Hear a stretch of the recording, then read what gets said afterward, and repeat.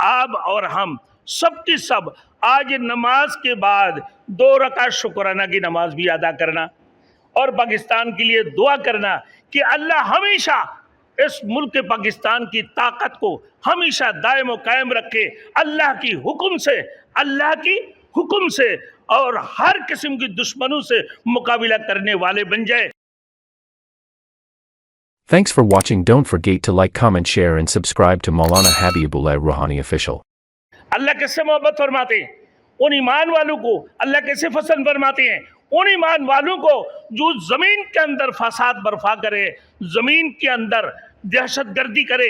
ایسے لوگوں کے خلاف میرے دوستو اعلاء کلمت اللہ کو بلند کرنے کے لیے جہاد کرنے کو کہتے ہیں میرے دوستو کہ سب بندی کر کے اللہ ان کے بارے میں پسند فرماتے ہیں۔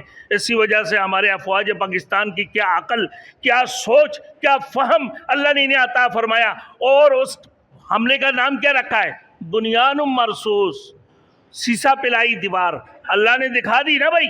اسی وجہ سے یوم تشکر آج پورے پاکستان کے مسلمانوں کو ادا کرنی چاہیے، بلکہ پورے دنیا کے مسلمانوں کو یوم تشکر ادا کرنی چاہیے، کیونکہ واحد مسلمان ممالک میں ایک ایٹم بم والا یہ ملک پاکستان ہے۔ اللہ نے جو طاقت دی ہے کلمہ گو کی بنیاد پر میرے دوستو پورے دنیا نے دیکھ لی اپنے آنکھوں سے۔ اب یہ بات ہے کہ مسلمانوں کی خلاف اگر کبھی بھی بات کرو گے تو یاد رکھنا کہ اللہ تو انہیں مدد کریں گے، یقیناً اس میں کوئی شک نہیں ہے۔ پھر یہ مسلمان کلمہ گو اگر تمہیں ڈنڈا بھی مارے تو وہ ایٹم بم بن کر جو ہے نا تمہیں تباہ اور برباد کر دیں گے۔ اگر وہ ڈنڈا بھی مارا ایٹم بم بن کر کیا بن جائیں گے میرے دوستو؟ وہ جو ہے نا کلمہ ڈنڈا مارنے سے ایٹم بم بن کر تمہیں تباہ اور برباد کر دے گا۔ تو اسی وجہ سے آپ اور ہم سب کی سب آج نماز کے بعد 2 رکعت شکرانہ کی نماز بھی ادا کرنا اور پاکستان کے لیے دعا کرنا کہ اللہ ہمیشہ اس ملک پاکستان کی طاقت کو ہمیشہ دائم و قائم رکھے، اللہ کی